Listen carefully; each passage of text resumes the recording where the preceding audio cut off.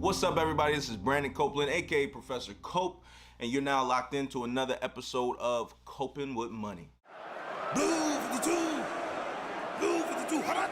Today, I have the wonderful opportunity to sit down with Miss Renee Montgomery, NCAA champion, two-time WNBA champion, 6th Woman of the Year, WNBA All-Star, owner, team owner. I'm sitting down with an owner right now, and also the first athlete to decide to opt out in 2020 in order to fight the bigger fight for us all with this social justice push. I'm extremely honored to sit down with Renee to get into that mindset that makes her different than most people.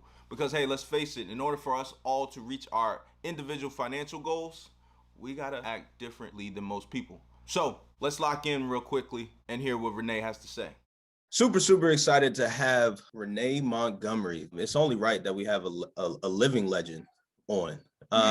So Renee, I'm extremely honored. You know, our paths crossed for the first time last year. I was trying to plan my charity celebrity basketball game, and I didn't want to be the best person out there on the court. You know, I didn't want to have, you know, all of the NBA teams trying to get after me. So I was like, let me go ahead and find me some real talent and you know, link up. It's that weird phenomenon when you finally learn about something or someone, and then now you just always see them. Just always like they're just always accomplishing things, tackling things, just exuding greatness from their soul. And so, you know, it's been an honor to just have the opportunity to be in the locker room and be like, hey, I know her, you know, I know her. Hey, she's leading the charge. Shouts to my VP for connecting us, Paul. That's what's up. It's amazing. So the first question is, how did you become you? I know that that's a big general question, but like, you have a mindset that is different than a lot of people, and people have ideas out there, but they don't have the gumption and the audacity to go ahead and execute on those ideas. Clearly you do. So where did that come from? Is that something you were born with, blessed with? Where did that come from? I mean, probably a little bit of both. I was blessed with it, but also I have a family that, I mean, you could call them supporters or enablers, however you see it, because anything that I wanted to do, like, you wasn't gonna be able to tell them that I couldn't do it. I think that starting young, it was just, I really believed that I could do anything, like legit, because my family just was like pumping that into me. So as I got older, whatever I was trying to tackle, I knew that I had that like battery pack of my family. And now, you know, I have a fiance who's the exact same enabler, and it's comforting because that's kind of where you get the audacity. You know, audacity is just like self-esteem showing in a sense of like, that's just where I am with it. And even when I opted out, you know, like that's bold, but I kind of knew if my family got me, I'm good. Yeah. So touching on the opting out, right? Like you were the first to really say, hey, I'm not focusing on basketball this year. I am focusing on pushing the culture forward, pushing our people forward, right? It seems like from the outside in, you're trying to give that village that you had growing up and that audacity and that mindset of like, we can do this to the people. How do you actively like execute on pushing social justice issues forward? Like, can you explain to our audience, how do you go about making a change or being the change you want to see in the world? Yeah, you know, I just did it in a sense of, so I opted out, and then the very next day, I threw a Juneteenth pop-up block party where everyone was protesting. So just to give people a little background, Atlanta obviously was turned up when a lot was going on. And so there were protests every single day at Centennial Olympic Park. At that time, you got to remember in June, people weren't really celebrating much of anything because it was quarantine. There was a lot of coronavirus stuff going on. And so I felt like it was good to celebrate, you know, what we're doing as a people. And then I just took it a step further. And I'm like, all right, we're really excited now and we're really passionate now, but November seemed forever away to me. And I'm like, look, if people are this upset and they really want change, well, we got to kind of go about it the systematic way because there's systematic problems. And it turned into me, you know, being very vocal about people going to go vote. Because if we're going to stand out and protest for 9 hours, well, we better stand in line when that voting line is long. And, you know, it really just turned into a domino effect. Like one thing led to another. it's not that I had this great plan when I started, it just turned into that. Yeah, you execute it and you figure out the plan, or you build a parachute on the way down, so to speak. Yeah. And that's, I think that's encouraging. I think that a lot of people who watch your podcast remotely, Renee, watch you speak, watch people that they view as successful. The real difference with us is we just do.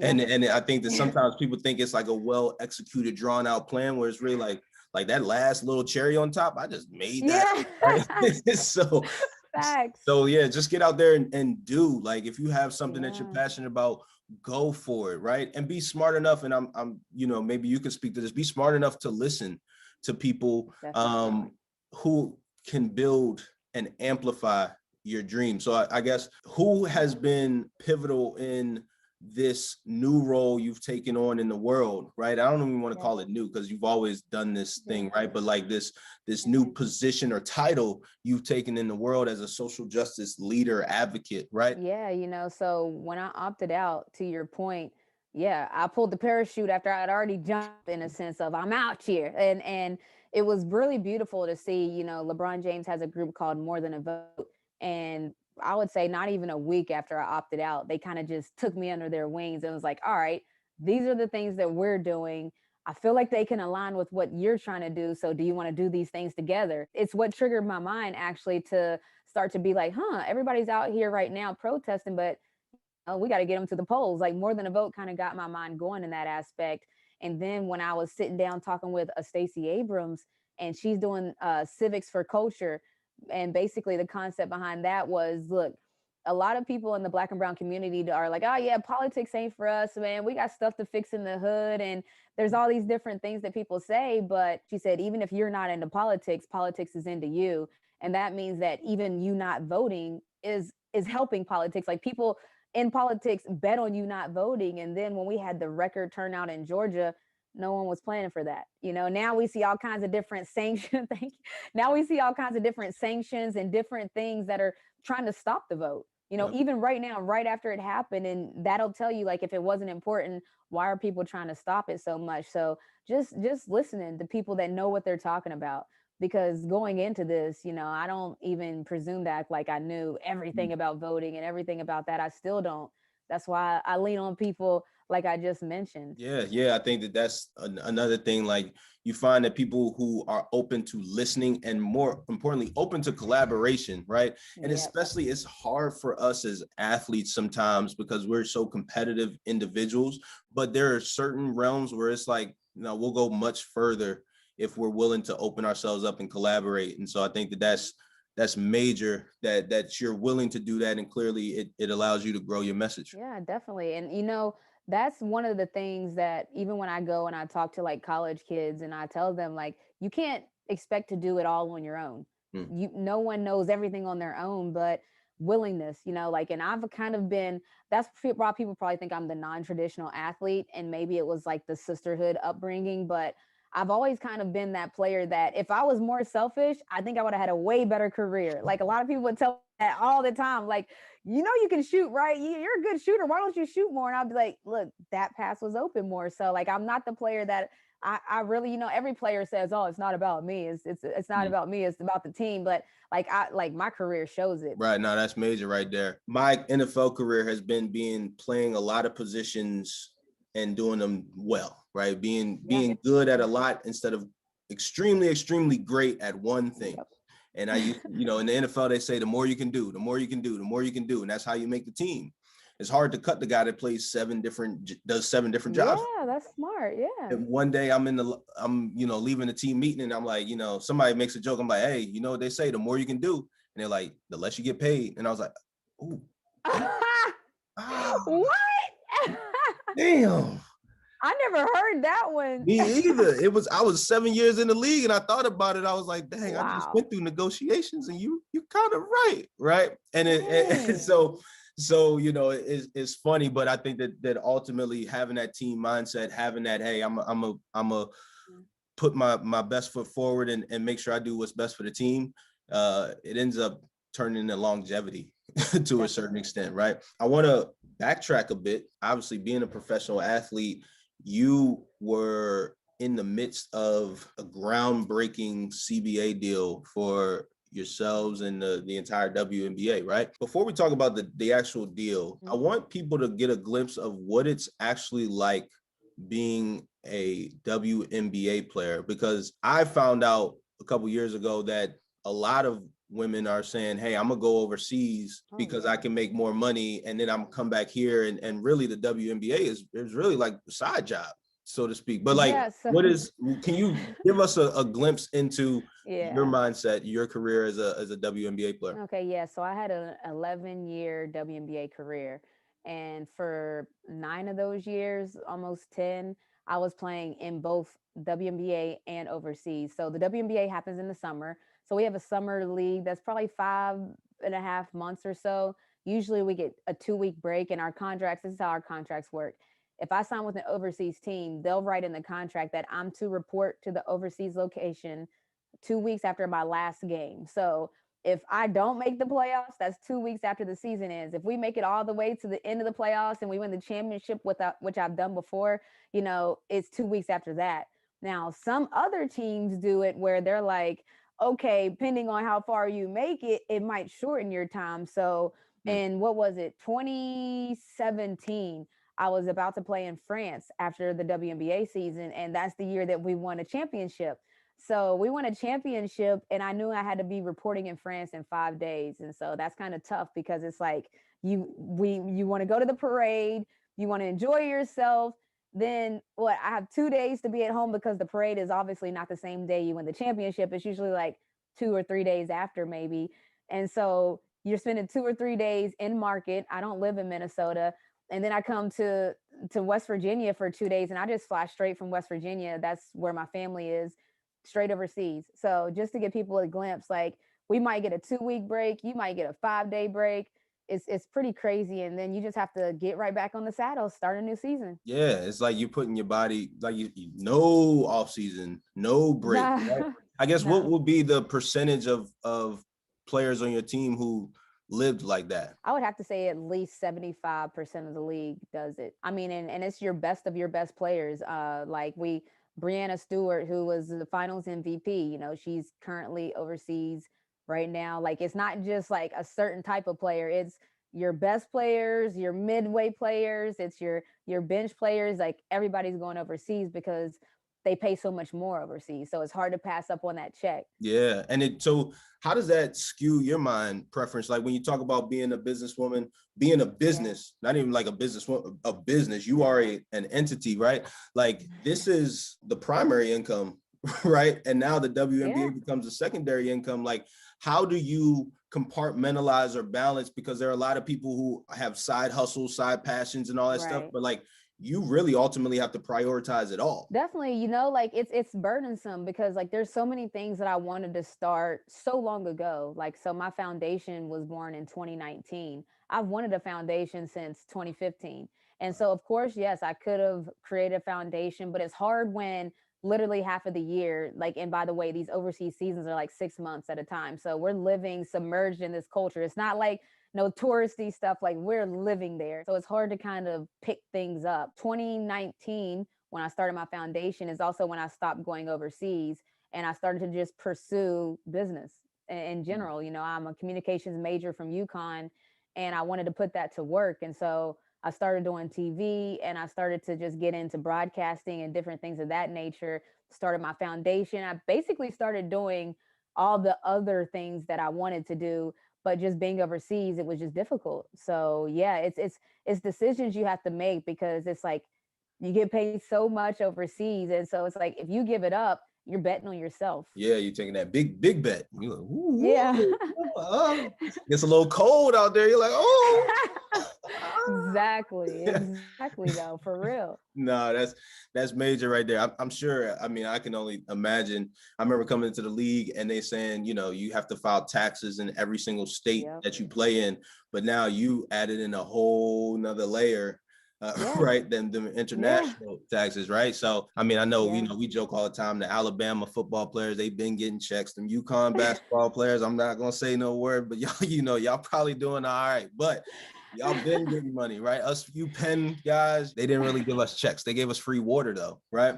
But ultimately, what was that transition for you like of like, okay, like, how do I manage this now properly? Did you make any mistakes coming in, or do you feel like you were able to kind of come in with a smooth transition? I came in real smooth, and the reason I came in smooth is because I'm one of like just probably my family upbringing. I had like parents that were very good with money, worked multiple jobs, even though we had money, but they worked multiple jobs to get more money. And so I kind of saw that grind and I liked it. And so for me, even when I first got into the league, boom, I don't have any money because UConn players, we don't get paid. And so I don't have any money. And I didn't try to like act like I had money. And the good thing about the WNBA is when you go to market, whatever city you're in, they pay for your housing. When I was first in the league, they paid for your car. So you could have a car, you would have a house. They would pay all the bills for the house and everything. So you literally live there money free. Like, I don't even want to say rent free because they paid the light bill, they paid the water bill. So you live there money free. So for me, I use that as an opportunity. Well, I didn't get a house until my third year in the league. Like I just like, because I just told you that schedule. So I would be in market with my WNBA team for the 5.5 months. Then I'd only have like 5 days or so or 2 weeks. And so then I'd go overseas for 6 months. So I was cool not having a house my first 3 years as I was just trying to stack my paper. Like I was just trying to, like, I like watching it grow. And so that's just me in general. Like I'm very frugal, not cheap. There's two different things, but I'm very frugal in the sense of like, I like to see how far I can stretch my money. And so, I like to see that. So I was very patient with getting stuff. Like I wasn't the typical athlete that I started getting checks and I started spending them. Man, I started getting checks and I started hoarding them for real. You know, the more and more money I started to make, the more things I started to do. So then I started to invest some money and then I started to do different things. And even now to the point now where, you know, I'm in the ownership group for a league now. I'm a team owner and that's kind of crazy. So just thank you. Yeah, just taking it to the next level, the more I hoard the money. That's a beautiful thing. I think, you know, that we're similar in that regard, right? Like frugal, not cheap, Definitely. right? Understanding what we value. I think that's the biggest thing is like understanding the value system. Is like, I don't necessarily value this car. I value investing or seeing it grow. And then one day I will get the car if I want it, right? But ultimately I want to get it based off of some investment return as opposed to money I'm running through a wedge with, right? So the other thing I would want to know is in terms of the locker room, how hard is it to do that when other people are spending differently, right? And that's what I've always, that's really the battle. That's the discipline, right? Like, because it's easy to come in one way, but once you're on the road with people, you're seeing people spend differently. Like what did you do to keep Renee's mindset throughout her career? You know, maybe it was like my upbringing, but I kind of like people knew right away how I was. Like, for instance, like I'm never going to eat my money away in the sense of going out to eat after every practice or after every game. People don't know how much that adds up.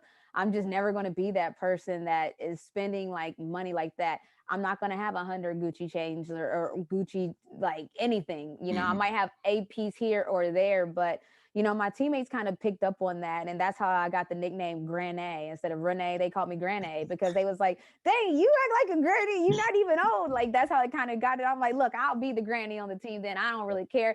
I ain't going out, I'm out, you know, because you could go out a night out like in Atlanta and you could drop like 5 stacks just trying to party. Yeah, I'm not doing that. 100%. That self-confidence, that self-esteem, being true to who you are. So I definitely appreciate you shining a light on that. Wanted to wrap this thing up with one question here. Well, 2 questions. I apologize. You've recently retired, right? Congratulations. What an amazing career. But also, I mean, I think the coolest thing is young people, not just young women, young people will grow up and they'll ask themselves, how do I become a great basketball player and also help people, right? And also do this and also do that, right? You are the blueprint, right? What does that feel like, right? Like what goes through your mind? And I know, like, what goes through your mind, not only just about like okay, I'm ready to go ahead and focus on this full time? Like, but also like, how does that feel to be the blueprint? I was today years old, when I found out I was the blueprint. But, for me, that's kind of what it is all about. I think that we have certain ways that we see an athlete's supposed to be, or certain ways that an athlete's supposed to talk. And that's changed. Like 2020 changed all of that. Like athletes was like, we're talking, we're humans, we have a voice. And so like there's no going back from that. Like this is Pandora's box now. And so that's pretty cool for athletes moving forward. Cause I can remember a time where like you ain't want to say nothing too crazy because you didn't want the owners to be mad. You didn't want the sponsors to be mad. You didn't want to lose your sponsorship. I mean, I was signed with Nike for many years. So, I can remember a time where you had to be very careful about what you said. And so younger athletes, younger people in general, they don't really have to worry about that. Like now, if somebody tried to suppress what they wanted to say, it would cause a scene. And so for me, being a part of that, there's a lot of us that are a part of that movement of athletes feeling like we got something to say. I think it's dope. I hope that, young athletes take advantage of that, because now you can be like authentically you. I remember coming into the NFL, it was like, I don't want people to think that I'm too smart. As it makes me feel like a coward saying that. I actually got fired from the job, I think, because I voiced my opinion in a little boisterous way. In terms of like, I'm happy being who I am. Like I have more opportunities. I literally told a head coach, I'm here because I want to be here, not because I have to be here, right? Oh Lord, Brandon, you can't say that. Look, I was a little tripping. You're not supposed to say that. He tried my school though. He was like, why would you choose a school like Penn, right? Like, hold up, man. I'm here too. Hold up. Now, I mean, there's a lot of opportunities, but I mean, me, I'm here because I want to be here, not because I had to be. 2 weeks later. The audacity. 2 weeks later, I'm at the Greyhound stop. Like, God dang, what was I thinking? But you got that off your chest. At least you said it with your chest. Yeah, it was good. After that, it got deflated though. I was like, all right, let me go ahead and just shut up and tackle. You know what I'm saying? Nah. Shut up and tackle. But nah, so but it's a much different place now, and it's pretty cool that young people will have an opportunity to dream about doing more than just tackling, dribbling, etc. Last question for you before I continue to give you your flowers. What's next for Renee Montgomery, right? Give us you don't have to give us an exclusive, but like give us a let us know where we can follow, where we can find you, what's next, what we can support, all of those things. All right, you can find me at Renee Montgomery on Twitter, Instagram, most socials. But what's next for me is I've realized that, getting this ownership role with the FCF Beast, I've realized that it's cool to be a part of that decision maker group. And that's where real change happens. We're complaining that not enough minority coaches are in management, high management positions. And we're complaining about, the coaches not being hired and minorities not just being in those roles. But we're not really looking at the decision makers who are picking those roles. We're just upset that there's not minorities in those roles. And so for me, what's next is just trying to be in those rooms and be in those positions where you can make the decisions. I think that that's where you can create a lot of change. 100%. I lied to you. Very last question. Now you're an owner, right? How do you look at players?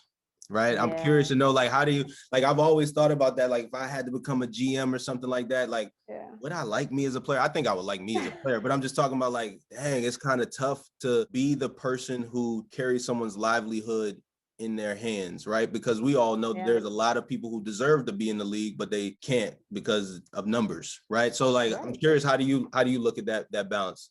For me, how like there's coaches that you be like, yo, he's a player's coach, right? Like we know those coaches. It's like they either used to be a player, so they get it. I think that I'm going to be one of those players owners in a sense of like, I'm going to get it. I think that I'll probably be annoying to the other ownership group if it's like, we trying to make this paper. And I'm like, yeah, but like, I think that I'm really going to be that type just because like it's in me. I've been a team player since I was little with my family, and shouts to my sisters and them, like overachievers. You talked about not wanting people to be like, know how smart you are.